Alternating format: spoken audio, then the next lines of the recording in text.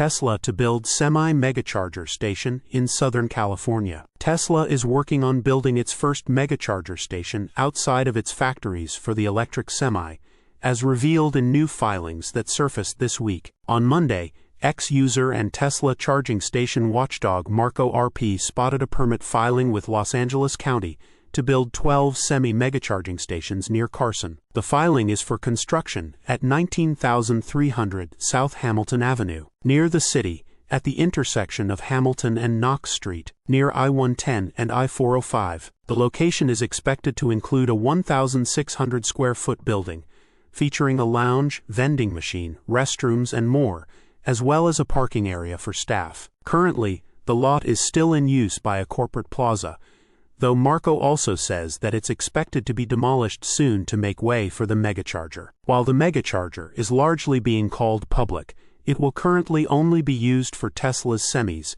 and is simply the first such site being built on public land. Beyond those built at its own factories, Tesla has also built some Megachargers for early customers, including those at the Frito-Lay facility in Modesto, California. The post also gained attention from Tesla's senior manager of the semi-program, Dan Priestley, who confirmed that the site would utilize the company's V4 supercharging cabinets. Tesla is currently preparing to roll out its upgraded V4 charging cabinets sometime this quarter, and the company has said that the improved cabinets would enable charging speeds of up to 500 kilowatts for the company's electric vehicles, EVs, or up to 1.2 megawatt speeds for the Class 8 electric semi. Additionally, while Tesla has deployed a few initial semi-units to early pilot customers including PepsiCo, Walmart, and others, the company is also constructing a production facility for the Class 8 truck at the site of its Gigafactory, Nevada. The first semis are expected to be produced at the facility later this year,